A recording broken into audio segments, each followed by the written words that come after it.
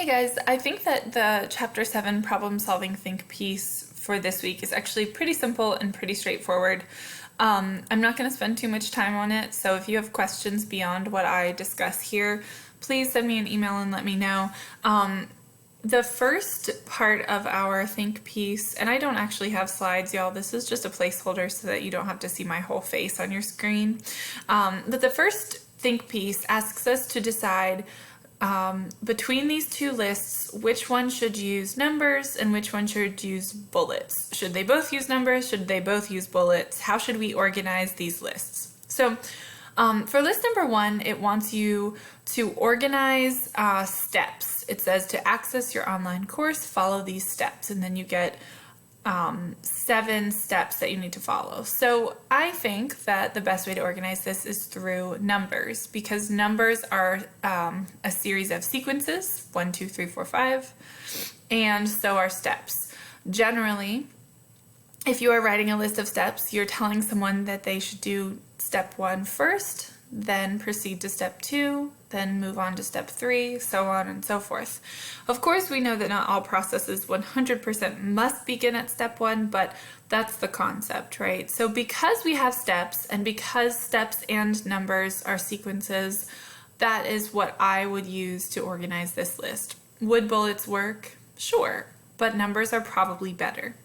Let's look at list number 2. So we're organizing something and it tells us to choose the right car for your family and business needs, consider these factors, and then we get a list of 7 factors that we need to consider. So the opposite, I feel like, is true for this list. We're not necessarily asking our reader to first consider price and then consider options. This isn't necessarily a hierarchy here. So bullets would work better, I think, than numbers. Could numbers work? Sure, but if you do use numbers, it's almost like telling your reader, well, you need to consider price first. If you want your reader to consider price first, then I would rephrase that very first line. Instead of saying consider these factors, you might need to explain that you need to follow the order and the ordered thinking. So if no ordered thinking is necessary, they could consider financing or capacity before they ever considered the thing that's listed first, which is price. And if that's okay, then bullets are perfectly fine. Bullets tell your reader they can kind of jump around and that that's okay. All right, so that's, again, I think it's pretty straightforward, pretty simple. So how about the next problem-solving think piece here in terms of document design? We've got 2 example documents. One of them is a resume and the other one is a brochure. Both of them use Comic Sans, which is sort of the font that gets ragged on the most. Both of them use Comic Sans and colored headings, so red, purple, and green, and should they? That's the question. When is it okay? When is it not okay? So why don't we start with Comic Sans first? Start with font. So right away, we can talk about font. Comic Sans gets ragged on the most, I think, because it's probably been used in a professional setting when it really shouldn't have. It looks decently professional. However, it has this thing about it that makes it a little less professional. It's got rounded edges. And that might seem a bit silly, like why does that matter? But rounded edges are soft and often childlike when we talk about like font design.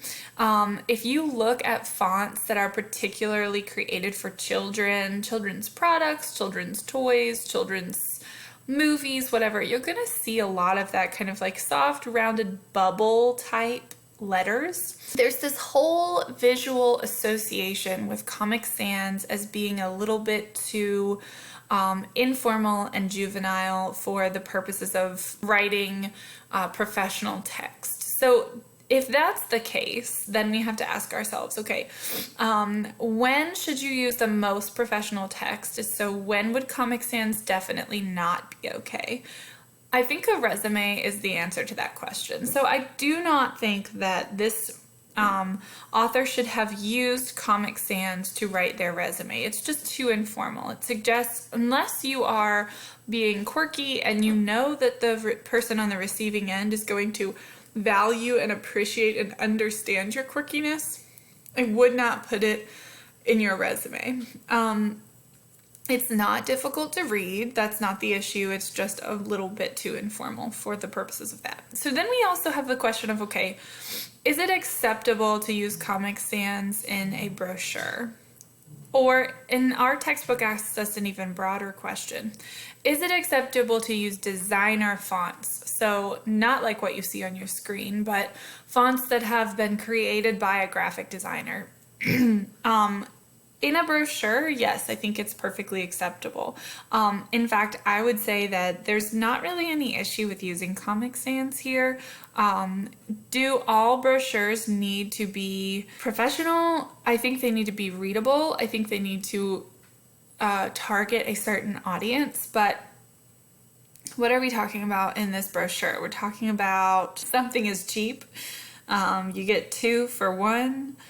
There's different sizes, there's different colors, there's Wi-Fi, you get surfaces. It seems like maybe a phone, but a 2x2. I don't really know what this brochure is for. But I think that in this case, it's fine to use Comic Sans for a brochure.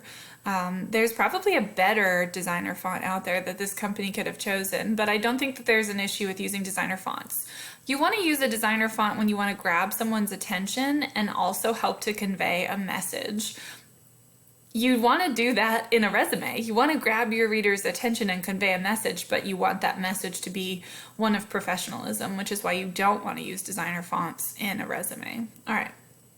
So let's move on to talking about color and color options. Again, in a resume, I don't think that this person should have chosen to have these different color choices. I do think there's a time and a place for resumes using color, one other color other than black.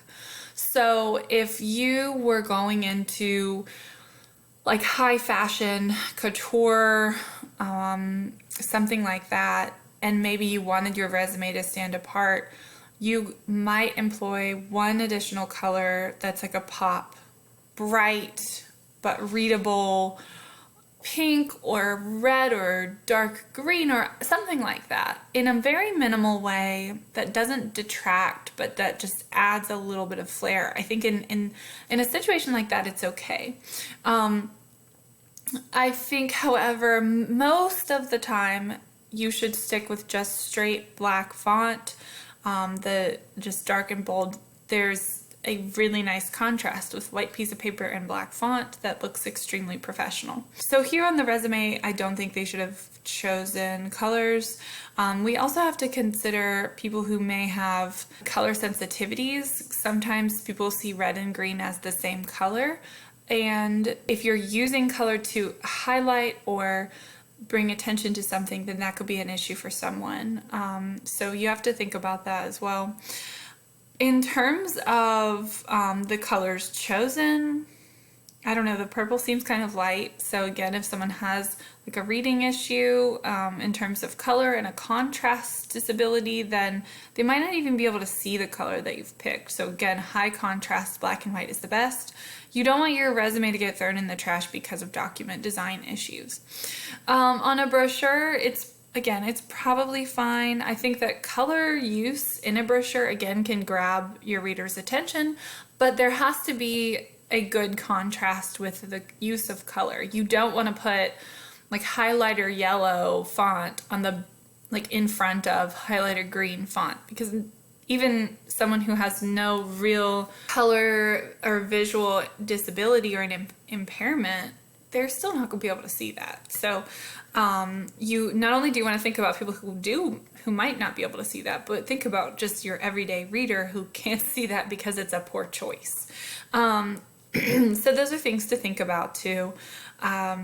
Yeah, I don't know. I think that these are pretty straightforward. If you use logic and you think about the purpose and the audience that you're targeting with your document, then hopefully that can lead you to making the right decisions. Big takeaway, just avoid Comic Sans always, and make your resume as professional as possible. So if you guys have any questions about this, just send me an email and let me know. We can talk more about it.